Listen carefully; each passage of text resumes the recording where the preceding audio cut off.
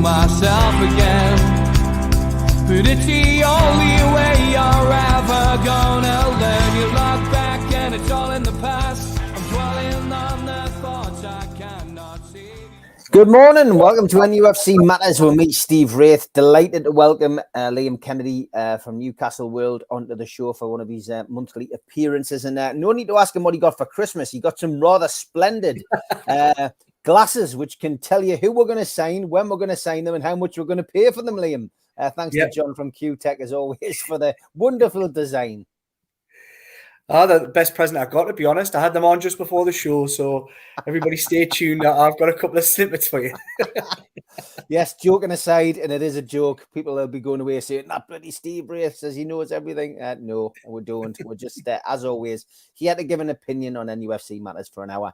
Looking into the transfer window, I'm going to mention it now, and I have calmed down since yesterday's show, the professionals. I was just angry about the FA Cup exit, mate, because it was the third round again. I had so much hope, especially after the wonderful run that we've been on, the wonderful run in the Carabao Cup, the wonderful run in the league, the fact that we're known for not conceding goals. And, I was just, it took us a while to get over it. But as John has said in the chat, I've already seen in the chat, he's over it. I'm over it now. I'm focused on the quarterfinal tomorrow night against Leicester. But it was disappointing, wasn't it, at the weekend? Yeah, I've got to say, I was pretty down after it as well. I think most people with Newcastle United in their heart would have felt that way. I think hindsight's a wonderful thing, and I've seen a lot of people on social media, and it's all opinions, and I respect everybody's opinion, but I'll give you mine. I've seen a lot of people criticise Eddie Howe for his team selection and what he went about doing. And like I say, hindsight's a wonderful thing, but I can't lie and say I would have picked exactly the same team. Wow. I would have made the same changes. I wouldn't have played a full strength team. And that's, in many ways, it does tap into the idea of devaluing the FA Cup in many ways, but that's not why I would have done it. I think one thing that has got lost in this success, and I mean, we've had it really good at Newcastle United, really good, beyond incredible this season, more than anything we could have expected. But one thing that really does go by the wayside, and I think is in sharp focus after Saturday, is squad size and is squad quality. We're basically still talking about a squad that's managed to get themselves into Champions League places despite being basically made up, bar 3 or 4 individuals, of the team that was odds on to get relegated 12 months ago. Obviously, there's been vast improvements and a number of those players are already here and quality signings made. But the squad isn't deep. And that was always going to be the problem this season. And it could potentially still be a problem for me in the league campaign. And I've always said this, is the Achilles heel of Newcastle United is they don't have quality replacements. Every other team can bring in a standard of player that we don't have at the top end of the table. And that's why, if Newcastle were already at the Carabao Cup, I would have played as full strength a side as possible. But I actually view Tuesday as more of an important game than what Saturday was. And I think a lot of people, maybe with a day to calm down, have kind of come around to that thinking. Now, I don't think Eddie Howe deserves any criticism for playing that team. He sees the players every day and he's got to manage this squad. He knows where the quality lies. He knows that he's under no illusions. Spoke to him at the back end of last season and compared, and he asked us a question. This was in private. Asked us a question and said, where will Newcastle United finish next season? Where do you think will be success? And went round 4 or 5 journalists. I'll not say who was there and who wasn't. 4 or 5 who were there at the training ground. And my answer to it was, I think you need to be knocking on the door of the top 6. A few other people said top 10, top 8. That was kind of the consensus. Had to be a top half finish. And Eddie Howe's answer to that was, because what I'd said was, you've basically shown you the best of the rest already by going and beating your Leicester's, beating these teams, all the teams in and around you, beating Arsenal at the time, who knew they would have such a good season. But you've proven you're the best of the rest. Now, can you then go on a step ahead of that and really compete in the top 6? And his answer was quite telling. And he said, I believe that we've overperformed at the back end last season. Now, what I would say is the undercurrent of this season is this squad has, again, massively overperformed. It has overperformed. And I think that gets lost in the momentum, gets lost in the success. And I think sometimes you need little checks and balances. And I do see Saturday as a check and balance. That team that was put out there, every single one of those players, this is what you've got to measure it by. Every single one of those players would play week in, week out for Sheffield Wednesday. So by that theory, that team should beat Sheffield Wednesday. It doesn't always work like that, though. And we all know that, of course. So what happened was, when you take one moving part out of Newcastle United's side, it kind of, they lose a little bit of what makes them special. So I talk about the depth of quality and the squad size. Newcastle United have got through this season on continuity largely. So they've been pretty unchanged in key areas, whether that be in midfield, there might be one tweak here or there. At the back in particular, one tweak here or there. It's only probably been the striker position that's been a little bit in and out and unsettled. But everybody else largely has performed really well and kept their place in the team and stayed fit. What happens when you take those moving parts out, when the team is bigger, the collective is bigger than the individuals, is you lose something massive. And changing those moving parts and expecting them to sort of perform at the same level was always going to be a bit of a stretch. So I think it was kind of be expected. That they would lose a game. And if there was a game to lose this week, it would have been that one for me. But you've got to measure that with, has that team selection, and again, like I say, hindsight's a wonderful thing, and I would have played the same team. But has he put more pressure on Tuesday by losing that game? Because Newcastle United essentially have lost the out ball. So they go out on Tuesday, then all you're talking about is a league campaign. And yes, of course, we'll go through a league campaign, and if Newcastle do manage to finish in the top 6, it would still be a success. But it puts even more pressure on the league campaign if you then go out on Tuesday. So he could have made a rod for his own back, and I see the reason for negativity, and I want to cup run as much as anybody. How can Newcastle United play a weekend team when they're a football club that hasn't won a trophy for X amount of years? Yeah, I get that argument too. But it's also about managing workloads and the weight of game time that you're putting on players. And I've got to say, I think this Newcastle United side, and this is going to be the most controversial opinion of all, I think this Newcastle United side have looked a little bit off since they've come back. I don't think they've been playing at the same levels since they came back from the break in Saudi in the World Cup. Now, people might think I'm mad for saying this, but they blew Leicester away in 7 minutes. The rest of the game was a walk in the park. Brilliant result, brilliant game. In fact, brilliant results, by the way. Got through in the cup, defensively brilliant, struggled to break down a Bournemouth side, struggled to show quality in the final third against Leeds. Brilliant defensive performance at Arsenal, and this is hypercritical because of what a performance and what a result it was, but really showed very poor quality with the ball in the final third. And I think on a different day, a different Newcastle United would have got goals in that game. They would have taken a couple of those chances that Arsenal presented them with. And then, of course, again, against Sheffield Wednesday, a much changed side. Struggled to break them down, really. Broke them down, but struggled to show that quality again in the final third. So it might be a controversial argument, but I would argue that they've actually not quite been at their levels since they've come back. Results have been incredible. I mean, they've only lost one game.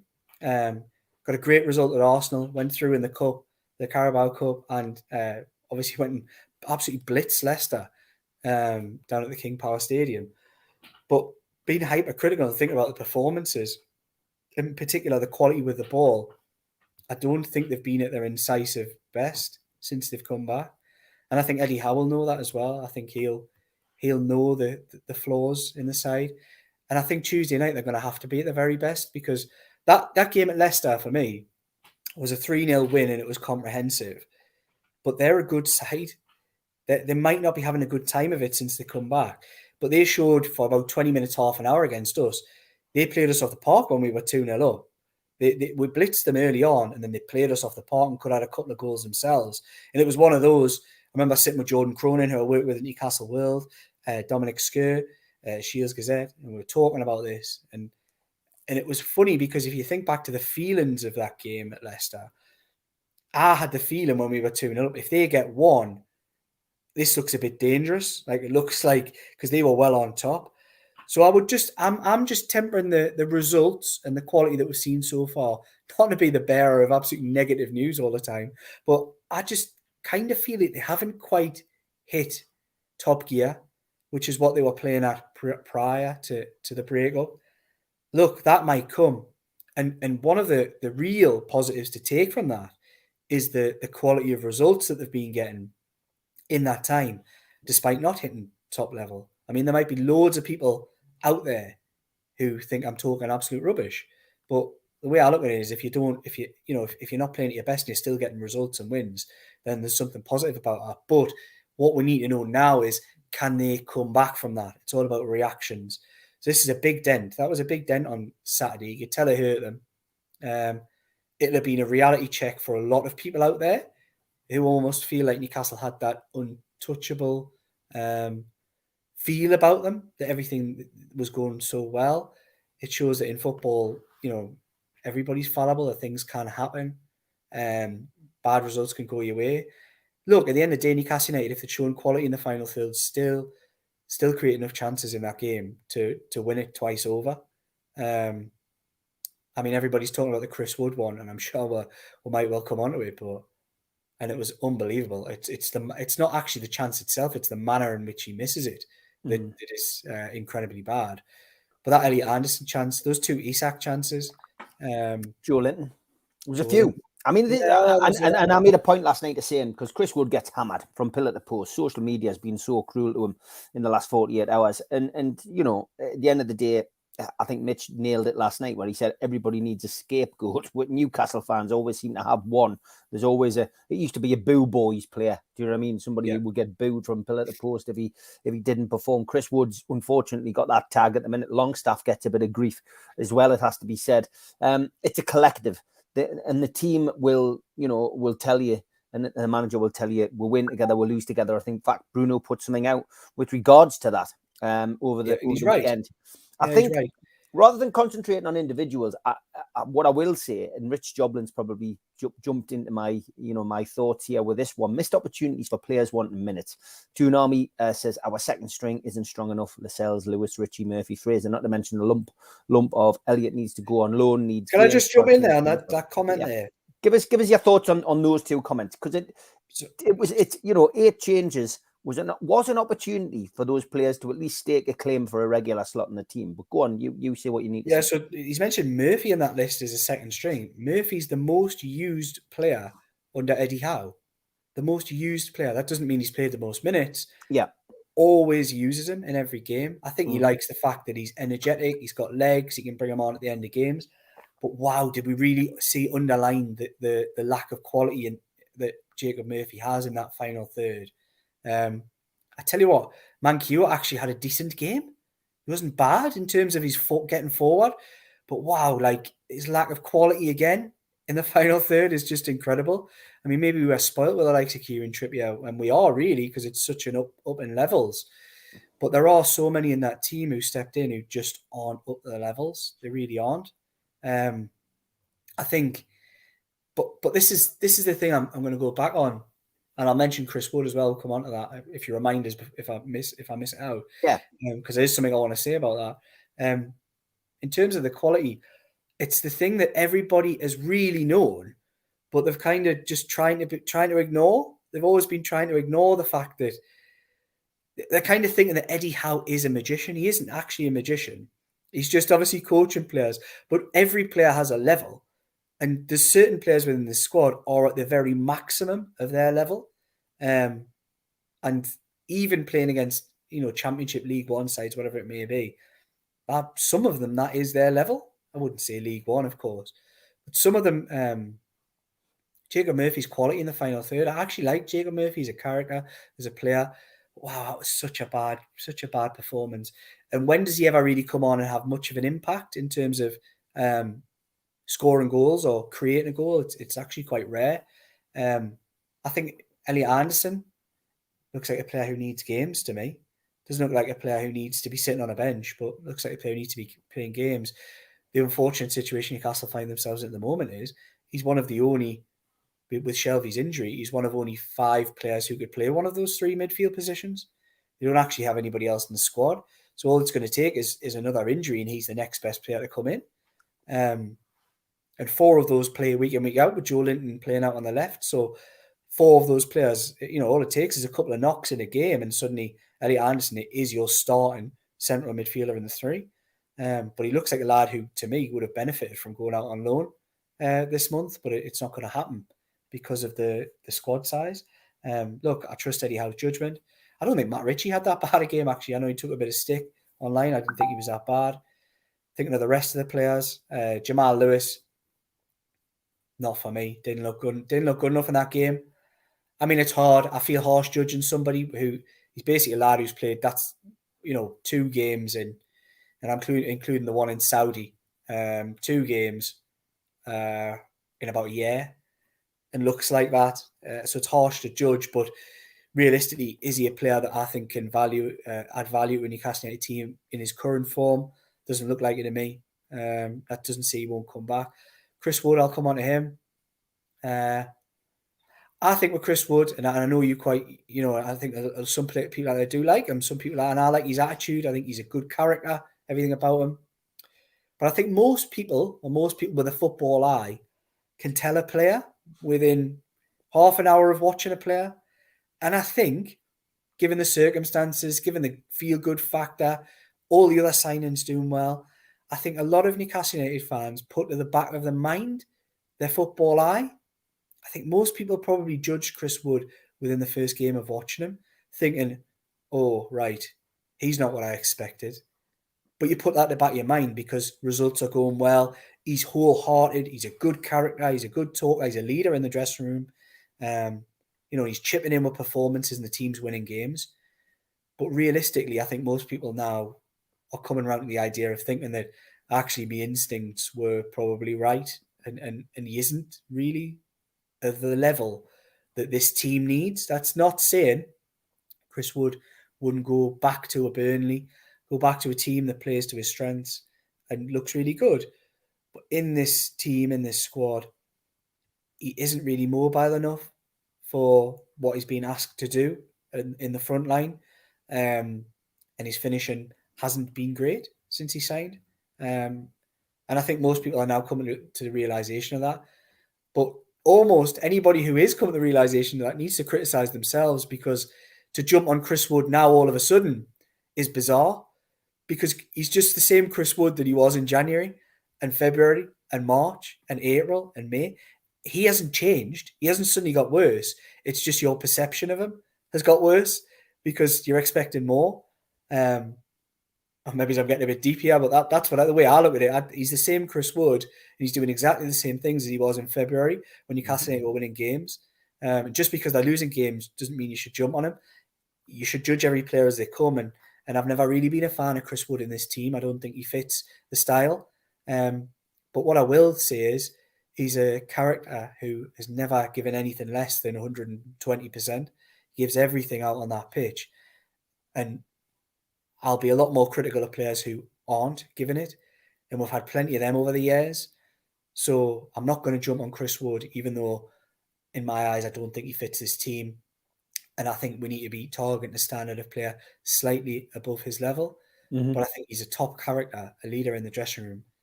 And he's a popular member of the dressing room. Eddie Howe rates him highly in terms of his character and everything else and what he brings to the team. He's very reliable. And I know a lot of journalists, my friends in the journalist industry, are writing that, Mr. Reliable, after his recent weeks. And why does he take a good penalty? I'll definitely give him that as a credit. Yeah. Chris Wood was not responsible solely for losing that game. It was 22 shots on target. Tells you all you need to know. We couldn't hit a barn door, and even the goal was scored was fortuitous. But we'll park it. We'll leave it behind. We'll concentrate on the League Cup on Tuesday, and we push on in the league and finish as high as we possibly can. I think it's just it's a reality check, and that's where we are. Get your questions in about the transfer window. We will look at them in the second half of the show because Liam does have his ear to the ground. Will be able to give us his honest opinion on whether he thinks there's potential in some of these players coming in. Looking ahead, I guess, to the League Cup quarter final against Leicester. it's always difficult, isn't it, when you play 2 games back to back, Liam? You know, you've just mentioned the game that we went to Leicester. We won 3-0, comprehensive performance. You know, we dominated. We deserved the win. You know, Leicester will be coming with their tails up. They're through to the next round of the cup. Haven't done well in the league since the return, though. It has to be said that they'd gone on a decent run before the World Cup, and then it seems as if they've gone back to square one. But it's still going to be a difficult tie. It's a quarter-final tie against another Premier League team. Newcastle have to be on their A game and have to have the best team out. Yeah, and they will. But I think it's a lot. It's going to say a lot about the character, because there hasn't been many knocks this season. How does this team deal with a knock? Can they come back stronger and better? It's a good group. I expect them to. But one thing I would say is we haven't had to deal with any sticky spells in this season. It's been relatively plain sailing. There hasn't been a run of results where you go, oh, they've drop points. The only time you could probably say that was probably the first few games of the season, where they didn't win as many games as people hoped, and it took them a little while to really start kicking into form. I think I don't really read too much into the league game going into this cup game. Some will, I don't. I think we'll see 2 good quality sides going at it hammer and tongs. I think the crowd's going to play a big part. I think everybody who's going there tomorrow night really needs to bring their A game as well, because I think, look, this is a fantastic opportunity for Newcastle United to make a semi-final. Semi-final of the League Cup, man. Semi-final of the League Cup's not been done since, correct us if I'm wrong, but that's 1976, wasn't it? I don't think we've done a semi-final since, have we? Not in the League Cup, no. So this is our opportunity on our home turf against an out-of-form Leicester City side who do have good players and a good manager, by the way. But you couldn't have asked for a better opportunity to make it through to a semi-final. Let's do everything we can off the pitch. I mean, I can't. Sitting in the front row behind the behind the dugout would look a bit daft if I'm waving my scarf and that, like. But I think everybody who's going really needs to bring their A game, because I think the players will. I've got faith. I'm not a doom and gloom merchant, as many people know out there in terms of the football, and I think this Newcastle United side will find a way. I think they'll find a way of getting through tomorrow. They've got quality, and it's so easy to overlook. And if you look at that and say Newcastle just went there a couple of weeks ago and won 3-0. But like I say, that game ebbed and flowed. I mean, the second half after the third goal, that first half an hour was even. It was just we took our chances and were really clinical, and they didn't. After that, it was akin to many a game that we've seen at St James's Park, where Leicester have a lot of the ball. It's normally like a Manchester United or a Liverpool would come to St James's Park, blitz you off of the park in half an hour, and then let you have loads of the ball, and you think, but there was an improvement in the second half. We're a little bit better. And then somebody would turn to you and go, but it didn't matter. Right, yeah, well, that's right. That's kind of what happened on Boxing Day, is that Leicester were better in the second half, but it didn't really matter because they're already 3-0 down. But that first half an hour is a microcosm. I think was a really tight game between two sides who are reasonably evenly matched. I don't think there's much between the two sides. Although Newcastle United have overperformed, Leicester have underperformed, but I see both teams in that bracket slightly below the depth of quality of players that the top, probably 5 of the top 6 have. So I'm expecting a really tight game. It'd be no shock to see more penalties at St James's Park, and fingers crossed if it does go to that Nick Pope produces the kind of saves that he produced in the last round at St James, the round previous, Crystal Palace at St James's Park, which was that first penalty save was quite an incredible one. But yeah, I'm not expecting a walk in the park. I think anybody who's going there will be daft. These opportunities don't come around all that often. Whenever we seem to get quarterfinals in this competition, it always seems to be away and tough games. I mean, we had the one under Rafa, I think, which we probably should have got a result at Hull. But then we've had ones at Tottenham, Chelsea, and all sorts over the years from vague memory. But I think this is a perfect one. A team below you in the league, at home, you're in form relatively, they're out of form relatively. It's just a great opportunity. I want to see St James's Park rock, and it's easy for me to say that. Who knows it's impossible to know what the atmosphere be like. But I think we'll scrape our way through somehow.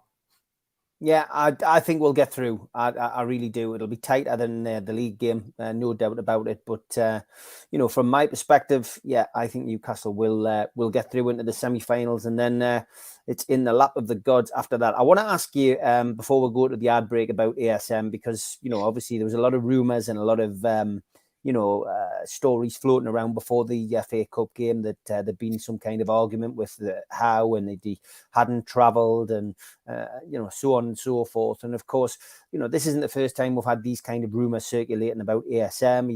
He hasn't had the best of luck with injuries and illness, etc. And what is going on with ASM? That's $1 million question, because I think some people in the football club sometimes don't even know what's going on with Alan St-Maximin. It's a difficult one, because we know what he can do. We know what kind of player he can be, but unfortunately, when these kind of things and these kind of situations happen, then there are other forces at work. It can be agents, it can be journalists, it can be people at the club, it can be whatever, But I doubt that there's anyone creating some kind of stir at the club about this guy. I think it's just simply public opinion is split. I think fans' opinion is split on him, and what we all want to see is Alan St-Maximin fully fit and playing for Newcastle United and doing the best that he can, because a fully fit ASM, fully focused, is a massive positive for Newcastle United in a season where they're chasing silverware on one front, certainly, but certainly chasing a valuable position in the league, potentially Champions League. We want to see ASM firing on all cylinders. We do, and he's hinted at it and said I spoke to him a few weeks back, and he was in a very buoyant mood about how the rest of the season was going to go and how frustrated he'd been with regards injuries and how it held him back this season, when he was just starting to show a rekindling of the kind of form that he'd shown previously at the start of the campaign. He had that unplayable performance against Manchester City in the 3-3 draw. Then he had the incredible point-saving goal at Wolves, which, although Almiron's is unbelievable, that still is the Newcastle goal of the season for me personally, just because of what the time, the pressure, everything about that goal was incredible. Do I think we'll ever see a fit and firing Alan St-Maximin to James's Park again? I hope we are. I hope we do. But are there enough question marks about Alan St-Maximin moving forward to think that he might leave? Yes, I think that's also true. I don't know the exact stats on this. I'm just going off my own feeling. Everyone talks about Callum Wilson's injury record. I would argue Alan St-Maximin's as injury prone as Callum Wilson. It's very rare we go through a season where Alan St-Maximin's fit and available for any lengthy period of time. And even when he gets the opportunity to play this weekend, he obviously, of course, has that illness. Going back to the way Eddie Howe dealt with that, I think we've got to trust Eddie Howe's words. And I think he was unequivocal in what he said, that Alan St-Maximin, he didn't just say he's ill, which would have left question marks. He actually said he would have started had he not been ill after training on Friday. So I think we've got to trust his words in that respect. And I think St-Maximin has probably proven with his Instagram posts that the things are okay. That doesn't mean everything is going swimmingly with regards to Alan St-Maximin and the football club. I think his lack of selection in key games probably proves that. But I do think there's a future for him. Whether he's willing to accept that future, I'm not sure. That's the other question about this. He said unequivocally to me that this is his home. I've never felt the way I feel about a football club as to what I feel now. The interaction with the fans, the feeling that he gets, the love that he gets. He's never felt as at home in a football club as what he does at Newcastle United. Whether he's then going to be happy, though, playing second fiddle to a front line which doesn't include him, and probably won't include him. I mean, let's be realistic. If he stays beyond the summer, he's probably going to be a second choice player. I'd be very surprised if he's a starting player in a front three at Newcastle United. So is he willing to accept that kind of thing? But look, he's a player that's been available transfer-wise. I think that's quite commonly known for a while. There hasn't really been many takers. That would be the question that you would put out there is, will football clubs look at Alan St-Maximin and say, wow, what a player when he plays, is never fit, and when he turns up? So he might have 3 or 4 games where he does nothing, and then he'll have 1, and then he might be out for another 3 or 4. Is he a player that somebody's willing to splash, I don't know, a 30, 40, it won't go any higher, 20, 30, 40 million pound on her? I think there's enough question marks about Alan St-Maximin to say you probably wouldn't, because is he reliable enough to produce consistent performances? I believe he is. I believe he can. And if he gets over these injuries and gets an opportunity, there's nothing would please me more than see him take it, because there's been very few players like him able to get you off your seat. There aren't, as Eddie Howe said, there aren't many players in the world who can beat a man like he can. And I want to see that Maxi back, because it gets me really excited about watching Newcastle United, seeing a player of his ability, running at players and causing all kinds of problems. I mean, that Man City performance, it feels like a lifetime ago because of everything that's gone on since. But it was only the start of the season. It was only, August? It feels like a lifetime ago, but I do believe Alan St-Maximin can come back from this. It just depends on the player himself. Can he show that willing to come back from it? And I hope he can, because I believe he's a match winner. And I don't think you can have enough match winners in a squad, particularly when you've got, as the other day showed, particularly when you've got a lack of quality in the final third, which this squad has. Yeah, it's an enigma. It's a story, years later, I'm sure we'll look back and go, well, he did turn things around, or, that was a big waste. He'll join the collection of potentially other French imports, I guess, who, maybe, had some great days, some great games, but didn't quite reach the potential at Newcastle. Thinking of the likes of, Hatton Ben Arfa, for example, probably springs to mind as the key one. Okay, half an hour into the show, quick ad break, and then we will be back with your questions to Liam about the transfer window.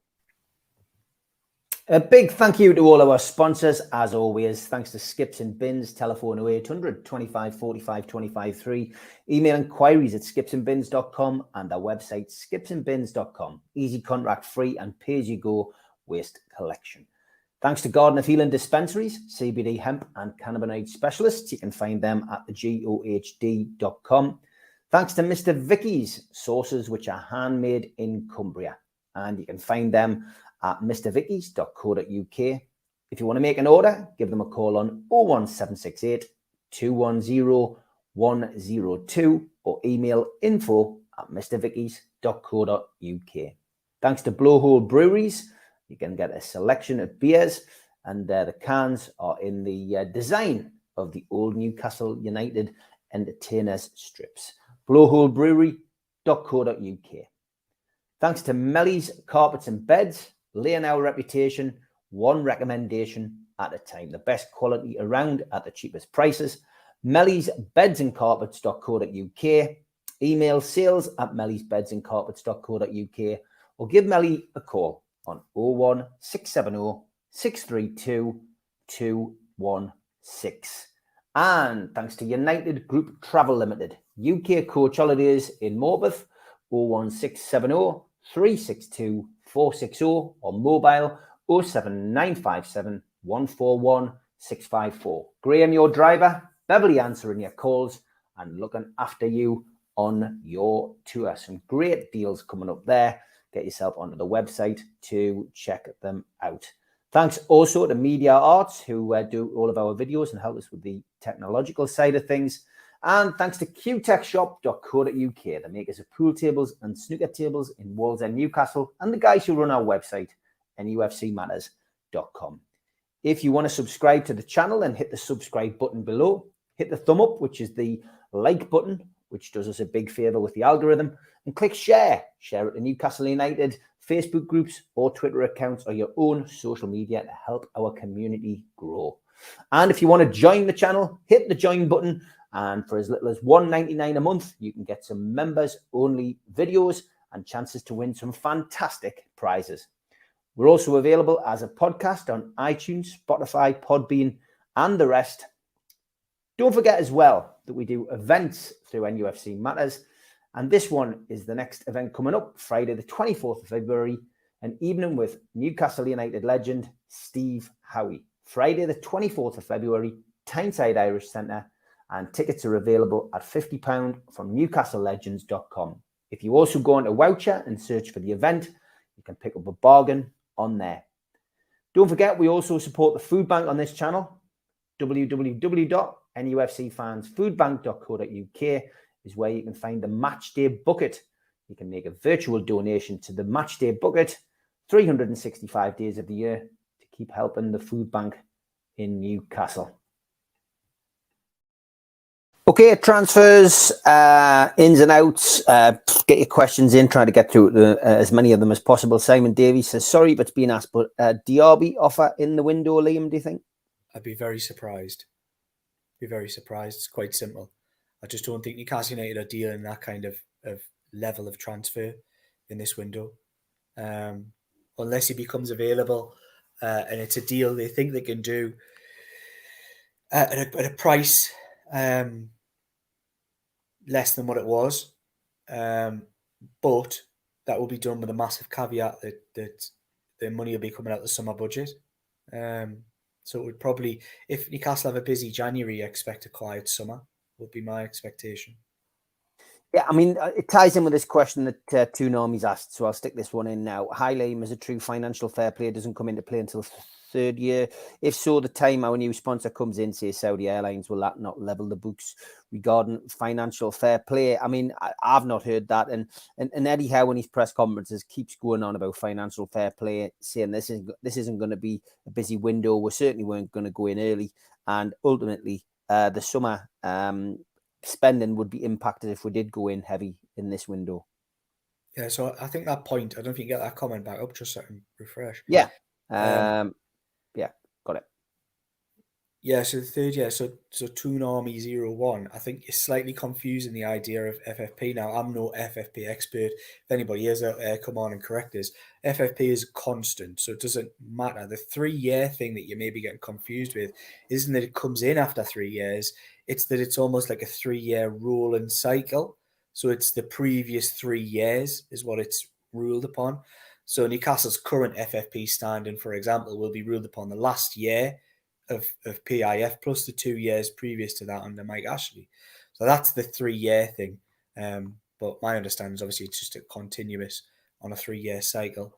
And what you've got to sort of think is that Newcastle United are likely to have made massive losses over a course of the last year, which I don't think would have been offset by any particular profits from the top of my head, given COVID, etc., previous 2 years to that.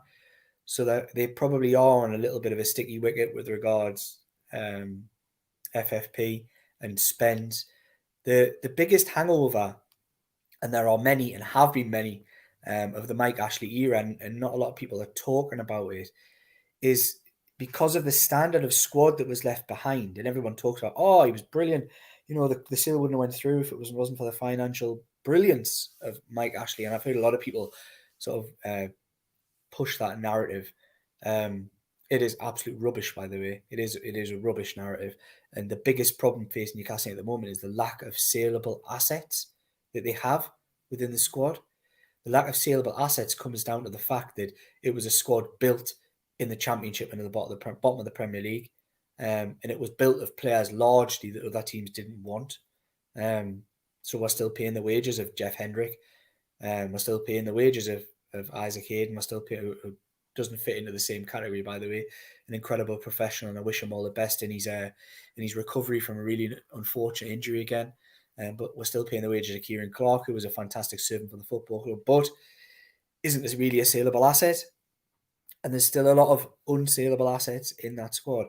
If Newcastle United had players that could say, right, well, we'll shift him on for 20 and we'll get 7 or 8 for him and we'll do this and a bit of wheeling and dealing, then your FFP becomes your expenditure on players isn't there isn't as much of a disparity. But there isn't anybody in the Newcastle United squad, unless they sell somebody they don't want to have to sell, which is probably what they're going to have to do, or they're going to have to use players that they've already bought in future windows as saleable assets because they're buying players who they see will appreciate in value. That's the only way they're going to get around this FFP, unless, and this is the big elephant in the room, it's been the elephant in the room all the way through, is that we do see a ludicrously large set of sponsorship deals announced in the summer, and some of that money as an advance floods into the football club at the end of any existing sponsorship deals. And I think we all kind of hold the hope that that is exactly what's going to happen. But until that does happen, Newcastle United are dealing with different parameters. And Eddie Howe is building a squad at the moment, which has to be built in a different manner into which it was built in the first year of his tenure. They have to do a little bit of wheeling and dealing in this window. And that's when it brings in players like Alan St-Maximin. Could Eddie Howe bring a couple of players in if he got rid of an Alan St-Maximin and strengthen the squad in the team accordingly? Yes, possibly. Man of the moment, best player of the season so far, Miguel Almiron. Will his value at the age of, is he 28, 27, 28 now, 28?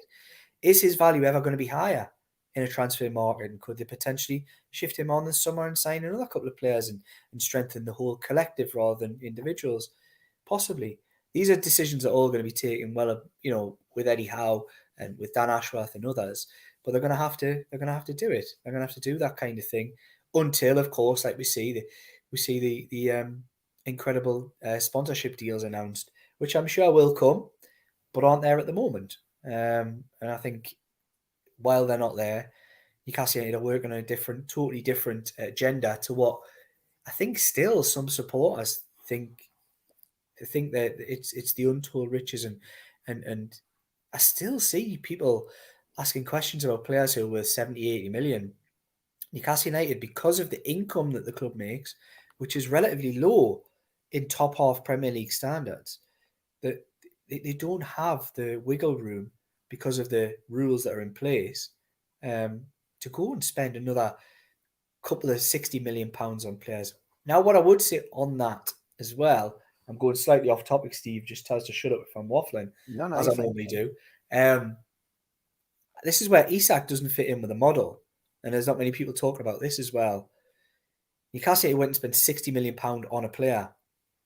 I don't foresee them going and spending that kind of money. I don't think he fits the model. Botman and Bruno in that 20 to 40 bracket, who will become or have the potential to become 70, 80 million pound players, is what Newcastle United will be shopping in. I don't think going out and signing ready-made 60 million, because really Isak there's very few players go from being 60 to 80 to 100. There's very few players have got the ability to do that.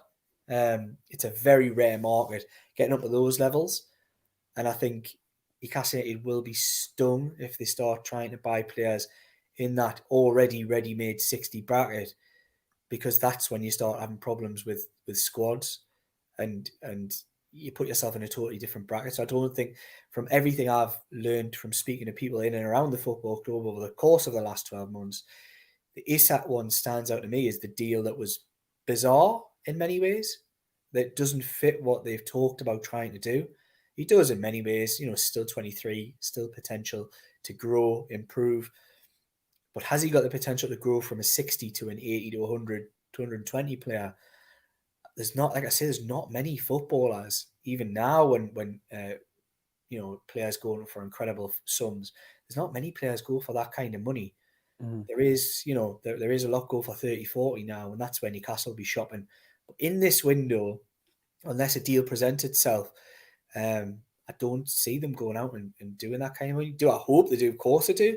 I think they really need to strengthen the midfield area, because I think it's shown that they don't have. It's an area, particularly the Longstaff and Willock roles, or Joe Linton, whoever plays those two outer roles.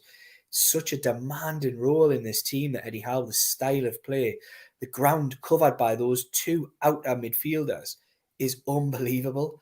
And to ask them to play midweek, weekend without changing, and they played largely. Longstaff played much of the game the other day in a slightly different role. Then we had Joe Linton play the game. It's demanding. And I think Newcastle needs somebody else in that area just to take the workload off some of these players, because the risk for me is, because of the size of the squad in key areas, is that this team might burn out at the back end of the season. I hope they don't, but they might. It's possible, because Eddie Howe has his players in such an incredible condition, playing at such a peak level, that it's going to take a lot, and you need changes. You need to be able to take players out of the game, even if it's just 20 minutes, half an hour. He doesn't have that. He hasn't got that luxury, particularly in midfield. And I hope they do go and spend good money on a good player, or even if they just, bring somebody in to take that workload off. It would be really positive for me. I'll have to answer this question. Everyone's asking about the book. I mean, everyone asks about the book, Steve. It's a work in progress. Yeah. It's been a long work in progress. Yeah, it's one, like I said, we've spoke about this before, Steve, haven't we? It might be one that we do fire up and revisit in the future, but for the time being, it's on ice. It is probably the best way I can describe it. There you are. That's your answer, folks. Definitely want to fire up at some point, but it is on ice. Do you think Newcastle would look at João Pedro from Watford, or even Sarr, says Matthew? I like both players. Depends on the kind of money that's being asked for those players. Again, like I say, there's a lot of rumours about them looking at a defensive midfielder, and that was the priority. But does that change now because of the John Joe injury, I guess? I mean, Eddie Howe, again, I keep pointing to the fact that, he does give us something at the press conferences. I listen to each and every one. I do my own review on them now. But he keeps harking back to financial fair play, and that it's a day-to-day thing, and that, injuries are what will dictate the transfer window on this occasion. Now, I think the plan was always to strengthen in that midfield area, but it's been brought in sharper focus with the Shelvey injury. It just leaves them a body light. If Shelvey's going to be out for the next month, if not longer, it leaves them a body light going into a really tricky period. Their plan originally was probably, I'm trying to think, going back to conversations I had with Howe off the record, probably going back to start of December. The feeling then would be it'd be one in, one out from the squad. That was the feeling. And I think they probably hoped it would be a right back that they got in. I think medium term, it was always the midfield needed strengthening. But like I say, I think there's more talk of midfielders now because of the lack of numbers that they have in that area. They don't have anybody to play those positions. If you had two injuries in that area, like I say, let's say, for example, we'll not do the nuclear scenario. Bruno can stay fit, but let's just say Joe Willock and Sean Longstaff both get injured. Arguably, some of the lesser ones or lesser valued with the fans. Even if them two get injured, suddenly you're down to it would be Joe Linton and Anderson playing alongside Bruno, and then beyond that, you're looking to the youth ranks to fill spots in the centre of midfield. So I think it really is important that they bring another body in. I see a lot of talk of Yuri Tielemans, and he is a player who's really liked the football club.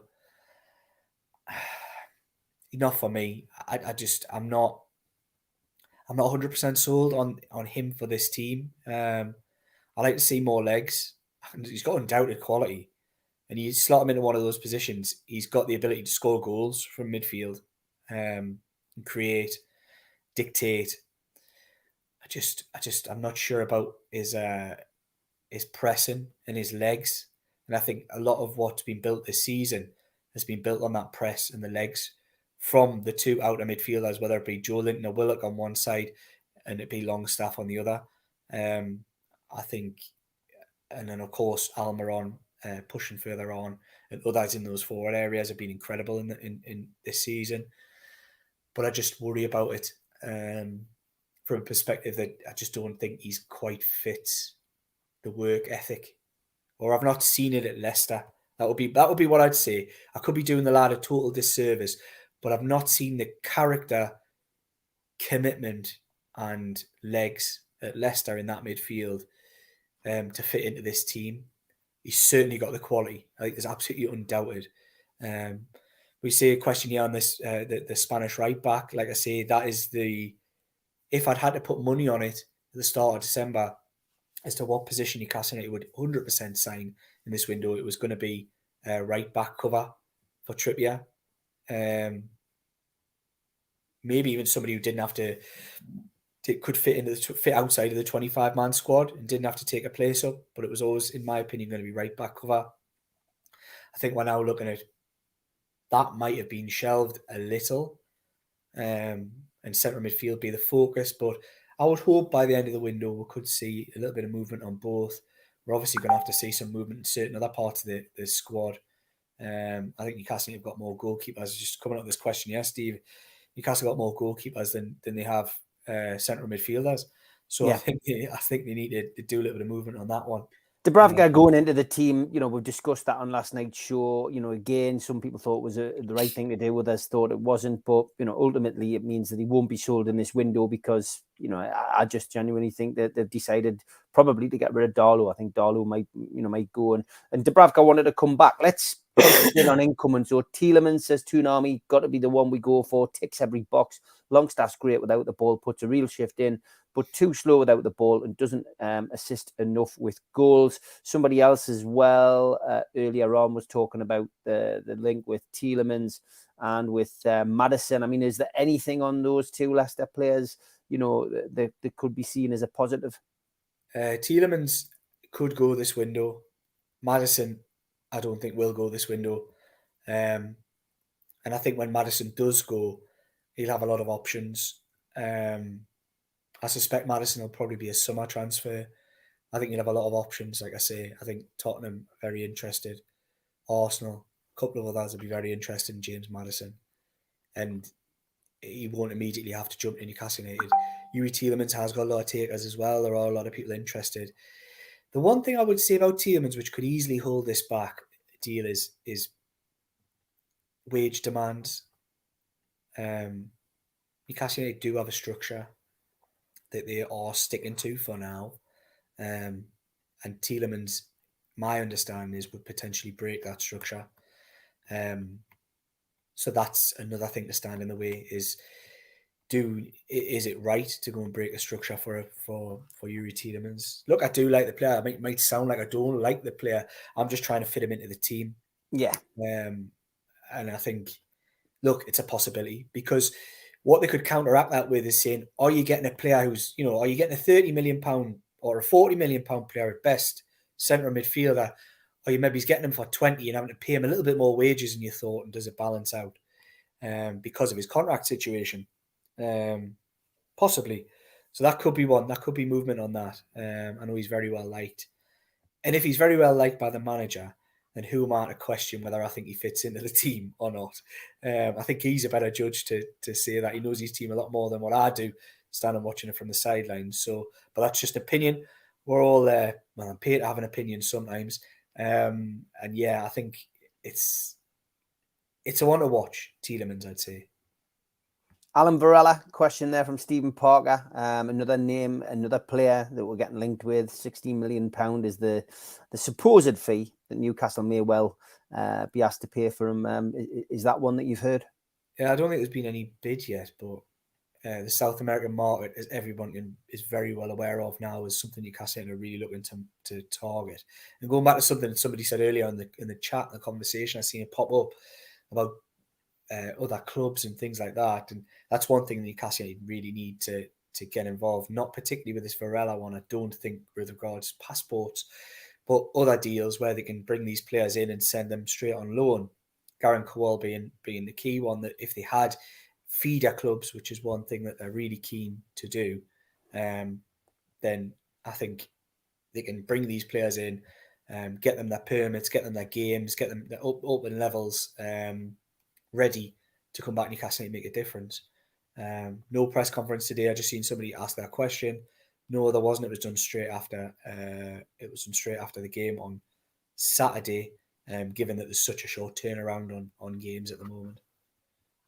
Phil and Mendy? It isn't one I'd heard, but I know there's been a lot of talk about it. It isn't one I'd heard.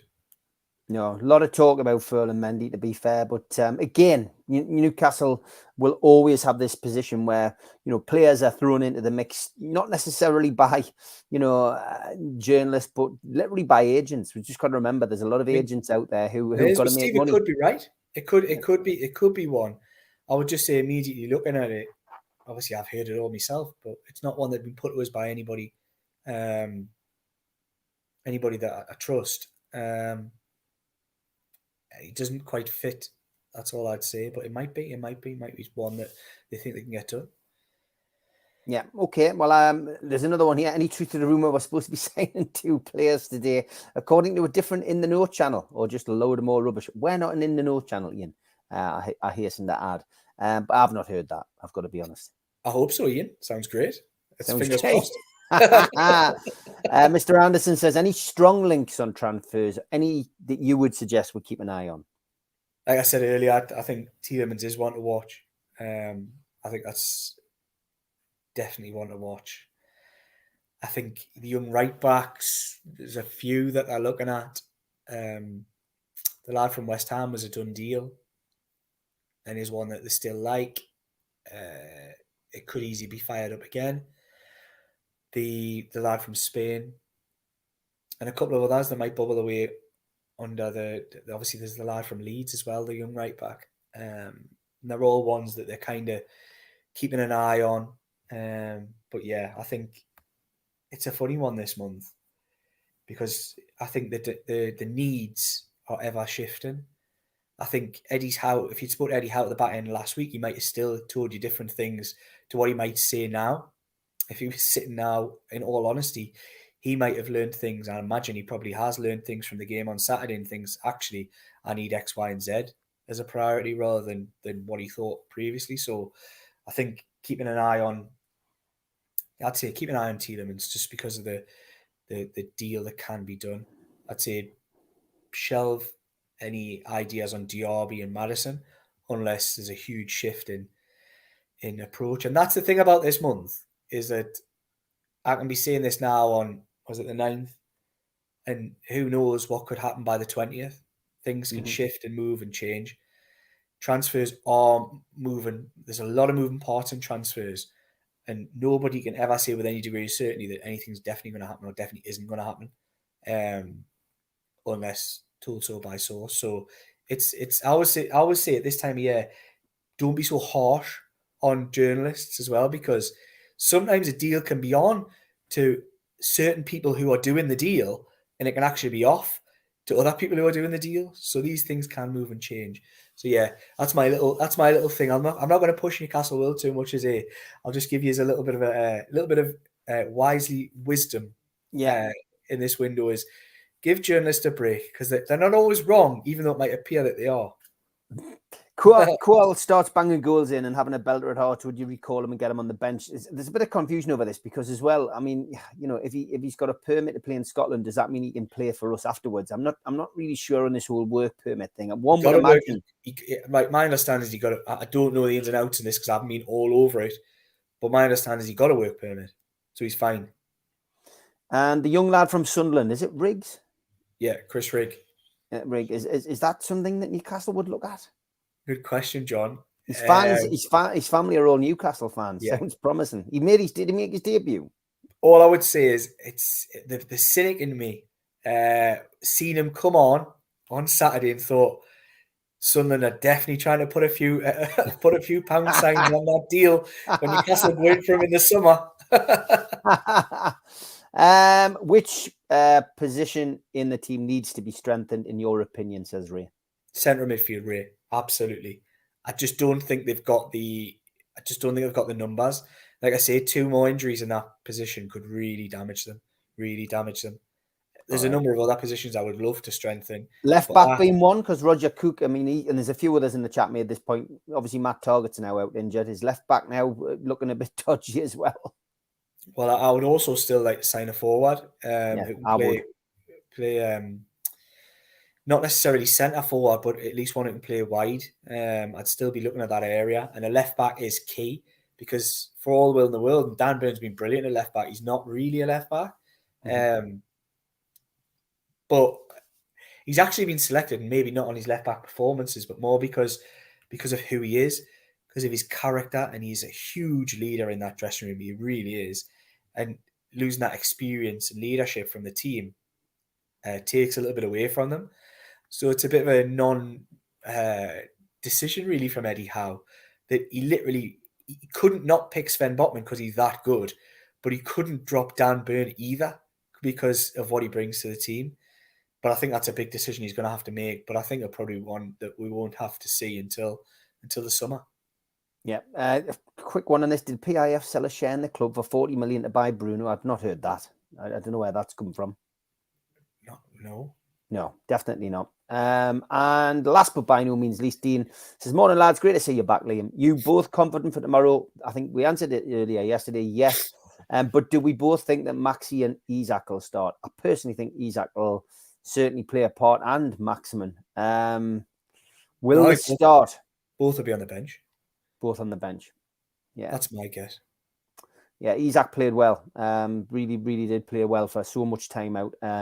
Sign of things to come. Should be interesting. And final question, when are we buying Mbappe? Not for a while. I like coffee. I keep drinking the coffee, is what I would say. NewcastleWorld.com is where you can find Liam. Anything else you want to plug, Liam? Nah, just give her a follow. Keep supporting the website. We'll keep going from strength to strength. As you can tell, very, very busy role I've got as editor of Newcastle World. And give my Newcastle United writer, Jordan Cronin, a follow on Twitter, because he'd love that. Yep, fantastic. Great stuff. We'll have to get Jordan on the show. I'll leave you to try and facilitate that. It'd be nice to have him on NUFC Matters again. We had him on when he was abroad, of course. It'd be nice to get him on for an hour and chat Newcastle United. We will get you back on next month, Liam. I'm back tonight, 6 o'clock, to do the fans forum. Got a few familiar faces jumping on together tonight to chew the fat about the FA Cup exit and look ahead to the quarterfinal in the Cup. But for now, Liam Kennedy, Newcastle World, thanks very much, mate. Take care. Cheers.